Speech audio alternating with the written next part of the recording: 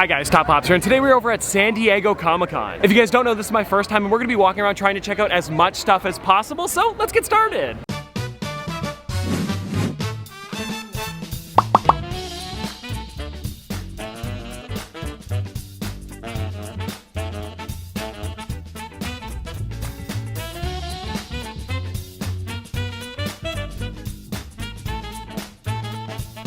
And now everybody, we have made it over to Funkoville, the funniest little city in the USA. Let's definitely check it out. Like guys, they even have Funko grates as well as Funko fire hydrants. Come on. Like you guys have to see this. It is crazy in here. They've got their own theater as well as a diner. There's so much going on here. Anybody like Squid Game? Whoa, there it is.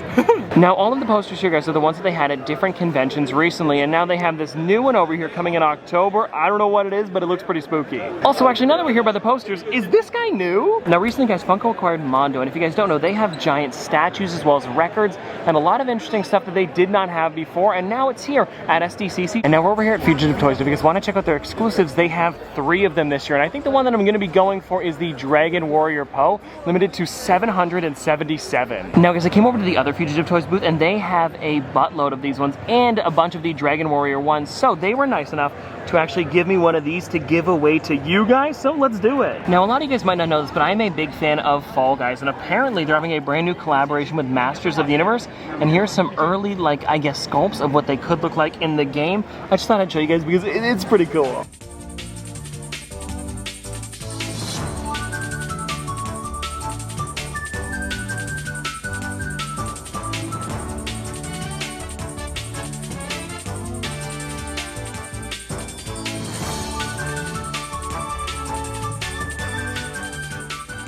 And now everybody, we've made it over to the Pop Asia booth. This is pretty exciting. And if you guys want to see what it's looking like, here is all of the figures they've got. For anybody curious, we did just give away the U2s. It's going to a good home. I was walking through Artist Alley and ran into Hand Over the Hero. And if you guys don't know, he actually has a couple U2s that he's designed by himself, and they're even here for you to check out. Next up over here, guys, I ran into the Whatnot booth, which is actually connected to Marvel here at SDCC. It's pretty crazy.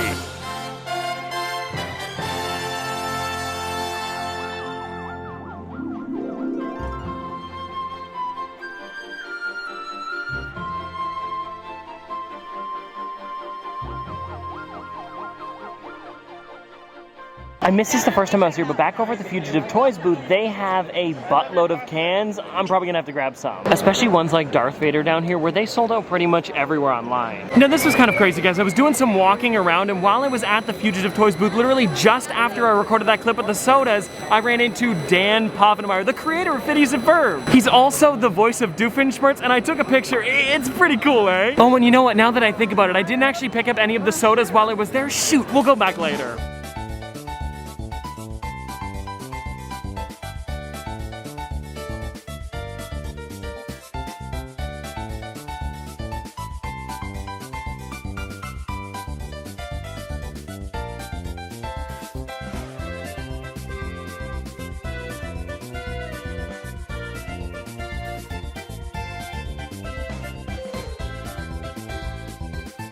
Now, I didn't expect to see these guys here. They've got the brand new Hallmark Funko Pop ornaments. They've got this one over here, which is R2-D2 and C-3PO, and then a little bit lower than that, maybe gold versions or the prototypes. I'm not exactly sure, but they've also got Boba Fett as well as Indiana Jones.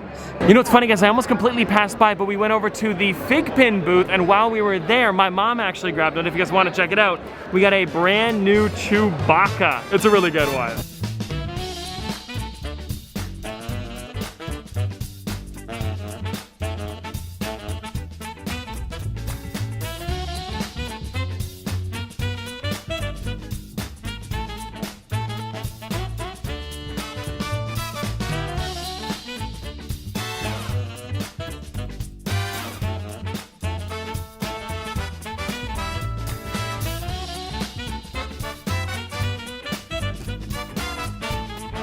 Alright everybody, so we are now back from Comic-Con day 1, and I want to show you guys everything that I picked up today, and even though it isn't much, it's some pretty interesting stuff. And now I guess we'll start with what I got over at the Funko booth. And what I'm really enjoying about theirs this year is that they've actually made almost like a mini town called Funkoville. And so if you guys want to check out the figures that I got, I ended up grabbing these two here because it was open to the public for today, so I wasn't able to get much, but I was able to get some interesting stuff, with the first one here being the brand new Pirate Toucan. They had a bunch of this one when the public could go to their booth, so I figured I might as well grab one. And then I also ended up grabbing this Rockstar Toucan, which I thought looked great. And I know that they are kind of hard to see in the protectors. I put them in there just because I had them in my suitcase, but if you guys want to see what the Rockstar Toucan looks like without the protector on, here it is. I'm loving this thing. And I believe now with this one here, as well as the Pirate Toucan, I am up to date with all of them. I might be missing maybe like one or two, like I'm missing the Soda Chase, but I think besides that, I've got every single one. And now before we move on to the next stuff, if you guys want to check out the Pirate Toucan out of the box, here it is. I'm loving the wooden sword, as well as, oh, the popified skull in the middle there,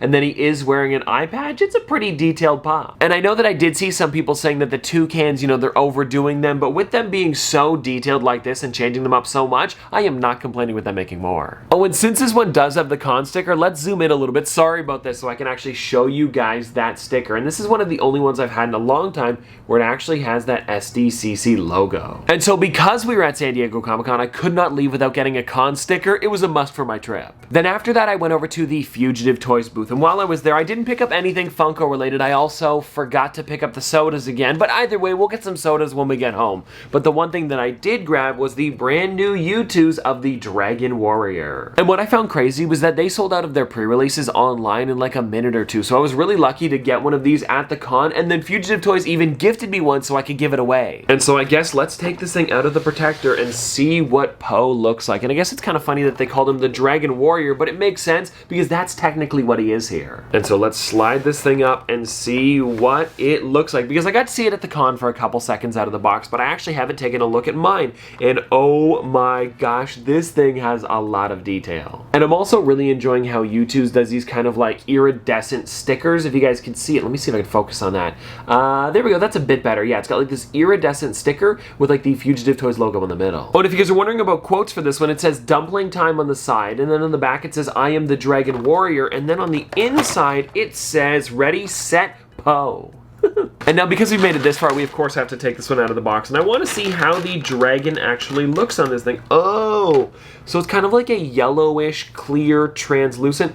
It also kind of smells like dumplings. I don't know if that's on purpose. Maybe it's just the different type of vinyl they used. I'm not exactly sure. But if you guys want to take a look at it, this might be one of my new favorite U2s, besides mine, of course. And if you guys want to check it out, mine is still available. But anyways, just overall, I thought this was a really, really well done U2s. And Fugitive Toys, thanks so much for the giveaway one. And then everybody, I got one more figure for today. And this one here is one that I've been wanting to pick up for a while. And probably a lot of you guys don't even know it exists. And I remember there was like rumors of it coming out a long time ago, and I saw one for not a bad deal. I think I paid $150 for it, and if you guys want to check it out, it is the Bait exclusive Baby Milo. And now I know this one is inside of a hard stack as well as wrapped, which I thought was really great, so let me see if I can pop it out of here just to show you guys a little bit closer up. And actually, now that I think about it, I think this is the original wrapping that it came in when you bought it from Bait, so this is like breaking the seal. I feel a little bit bad about it, but I mean, what are you gonna do? I gotta take it out to show you guys. And so here we go, everybody. Let's pop the top off of this thing and check out Baby Milo. Oh my gosh, this thing looks great. And now if you guys want to see it a little bit closer up before I take it out of the box, here it is. And like I mentioned, I paid $150 for this thing, and I thought it was definitely worth it because originally you would have had to have paid, I think it was like $75 or $80 for it, something crazy like that. And I mean, when you bought it originally, it also came with a Bape t-shirt, but still, I think this was pretty reasonable. And so now if you guys want to check out the figure out of the box, here is Baby Milo. And I gotta say, it's a bit of a weird one, but I'm glad I grabbed it. And well, anyways, guys, there you go. That is everything for today. And if you guys want to see more from me in the future, don't forget to like, comment, subscribe, do all that. But this has been an episode of Top Pops. Popsters, thanks for watching. See you guys tomorrow. Did the math, I'm baby Johnny Cash. My girl gon' throw it back. Damn, my life is cinemax. Holy hell, this max. I make hits and you make trash. I'm on vacay, do not ask. Poolside eating Apple Jacks. Shut up. Big deal like TJ Maxx. Bought some Catharines.